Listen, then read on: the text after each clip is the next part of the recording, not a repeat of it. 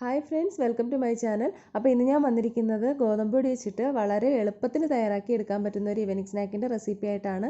വെറും 2 ചേരുവകൾ മാത്രം മതി നമുക്കിത് തയ്യാറാക്കി എടുക്കാനായിട്ട്. ഉറപ്പായിട്ട് എല്ലാവരും ട്രൈ ചെയ്ത് നോക്കുക കേട്ടോ. നല്ല ടേസ്റ്റാണ്, വളരെ എളുപ്പമാണ്. അപ്പോൾ ഞാനിതിലേക്ക് 1 കപ്പ് അളവിൽ ഗോതമ്പ് പൊടി ചേർത്ത് കൊടുത്തിട്ടുണ്ട്. ഇനി നമുക്കിതിലേക്ക് വേണ്ടത് ശർക്കരയാണ്. അപ്പോൾ ശർക്കരയും നമ്മൾ എടുക്കുന്ന ആ അളവിൽ 1 കപ്പ് ഗോതമ്പ് പൊടിയാണെന്നുണ്ടെങ്കിൽ 1/2 കപ്പ് ശർക്കര എടുക്കുക.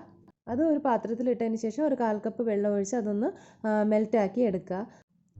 ചെറുതായിട്ട് ചൂടായാൽ പോരെ, നന്നായിട്ടത് തിളപ്പിച്ച് തന്നെ എടുക്കാനായിട്ട് ശ്രദ്ധിക്കുക കേട്ടോ. അപ്പോൾ ശർക്കരപ്പാനി ഇവിടെ നന്നായിട്ട് തന്നെ ഒന്ന് തിളച്ച് വന്നിട്ടുണ്ട്. ഇനി ഇതേ ചൂടോടുകൂടി തന്നെ നമുക്കിത് മാവിലേക്ക് ഒഴിച്ചു കൊടുക്കാം.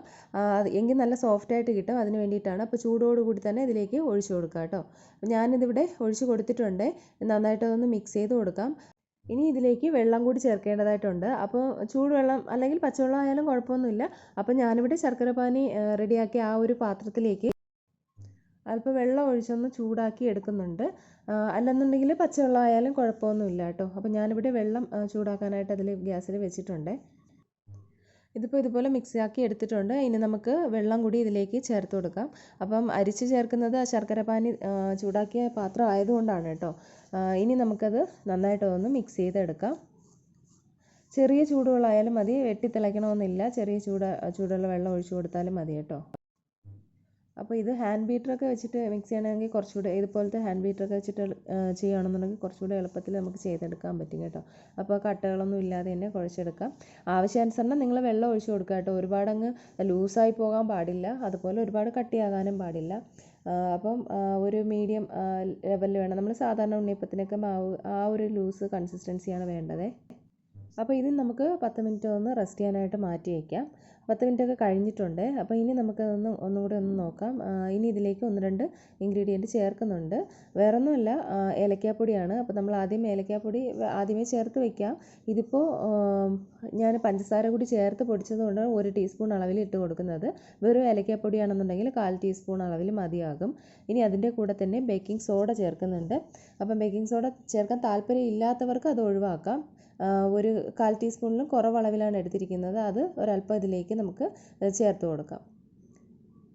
നന്നായിട്ട് മിക്സ് ചെയ്ത് കൊടുക്കാം. ബേക്കിംഗ് സോഡ ചേർത്ത് നമ്മളിത് റെഡിയാക്കാൻ തുടങ്ങുന്ന ആ ഒരു ടൈമിലാണ് ഇത് ബേക്കിംഗ് സോഡ ചേർക്കേണ്ടത്. അതിന് മുന്നേ ചേർത്ത് വെക്കരുത്, എങ്കിൽ ഒരുപാടങ്ങ് മാവ് സോഫ്റ്റായിട്ട് പോകും.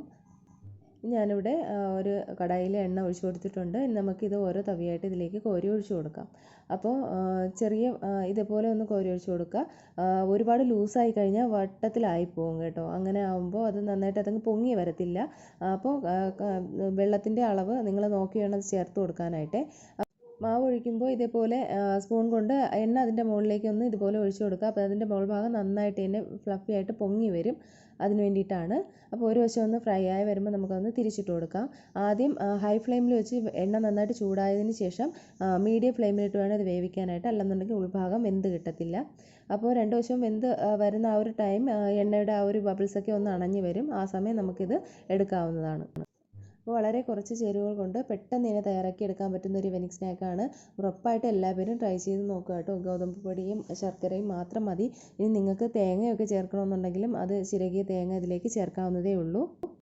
നെയ്യിൽ വഴട്ടിയും ചേർക്കാം, അല്ലാതെയും ചേർക്കാം. ബാക്കിയുള്ളതും കൂടി ഞാനിവിടെ ഫ്രൈ ചെയ്ത് എടുത്തിട്ടുണ്ട്. വളരെ സോഫ്റ്റായിട്ടും പെട്ടെന്ന് തയ്യാറാക്കി എടുക്കാൻ പറ്റുന്ന ഒരു ഈവനിങ് സ്നാക്കാണ്. നല്ല സോഫ്റ്റാണ് കേട്ടോ. ഉൾവശമൊക്കെ നല്ല സോഫ്റ്റാണ്.